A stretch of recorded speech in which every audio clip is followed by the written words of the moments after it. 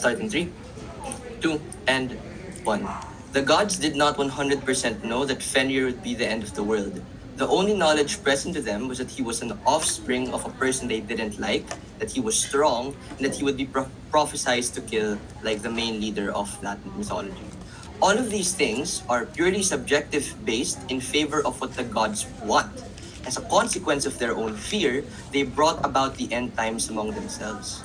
We know what happens. We know that Fenrir did in fact kill Odin and bring upon Ragnarok. But that was exclusively because the gods only decided to see Fenrir in one particular context. You know what this looks like in the real world? It looks like the civil rights movement in the 1960s.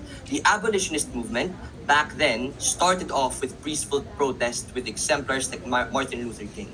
But once the CIA and the American government decided that these individuals were a particular nuisance to public American life, when they saw like all of those reasonable metrics that they could justify amongst themselves, they killed those leaders, they imprisoned them, and harmed their literal communities. This is why the civil rights movement saw an uptick in violence. This is why the Black Panther movement became a lot more aggressive when rioting. This is why gangs grew up and became institutionalized into certain communities within America. But opposition defense is backed by history. If you continue to do preemptive actions against people that you do not like, you create the villain that you are so scared of. Before I get into that extension, a few rebuttals to government bench. 1.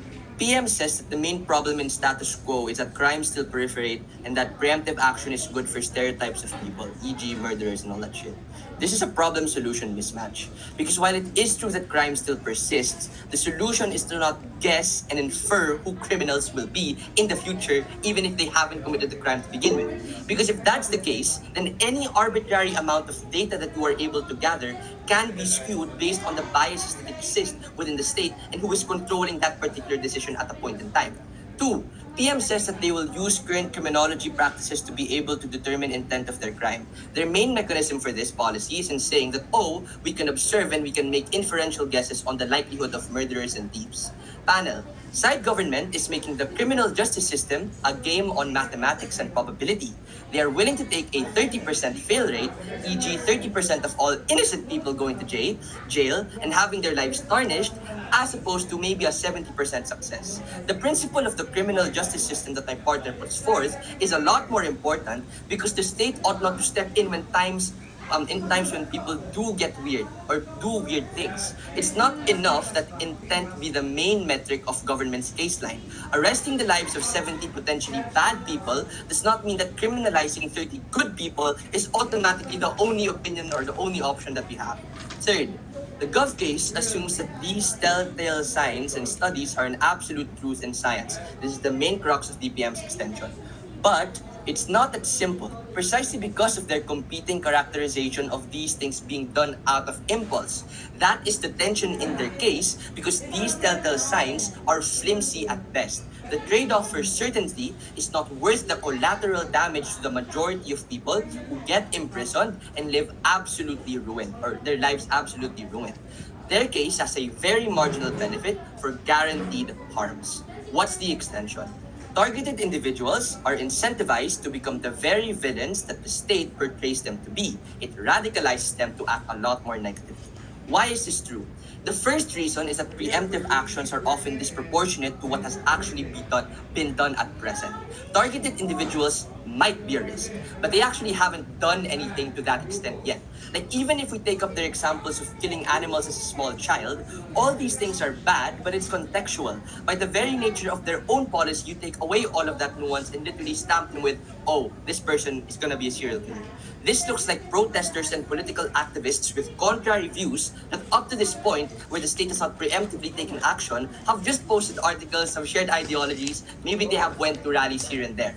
The problem with this is in the way in which the state portrays these people to act is often a lie and an exaggeration to what has actually happened to them. The second reason is that these preemptive actions are often emotionally charged and individually targeted. As a wanted individual, they probably won't just target you or observe you, they'll target your family, your community, your friends, the people that you associate yourself with. This is even worse because this literally justifies mentally ill behavior at the point in which vulnerable charged schizophrenics or the people who do those weird things are actually correct when the state does indeed control them and does indeed observe them to that extent. This is bad insofar as targeted individuals feel as if their entire existence and way of living is disproportionately against them, causing them to feel incredibly unjust about the actions of the government that is supposed to protect and defend them. The third reason is just on the practical harms of these people, right? When they have preemptive actions placed upon them, this causes them to literally be blacklisted from the functions of normal society. This means less job opportunities, less preferential treatment, more isolation for all of these individuals that government wants to like surveillance. Before I get into that particular impact, I'll take the POI now. If government economic policies depend a lot on predictive nature of them and how it will turn out to be, and it affects a lot of individuals, why is it not justified for us, for criminal justice systems, to take these kind of predictive measures? Because by the very words of your own prime minister, they haven't committed any crime yet.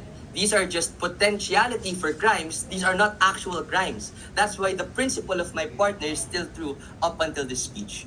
What are the impacts of my extension? You end up radicalizing these individuals to act a lot more negatively and actually do the crime. Why is this important?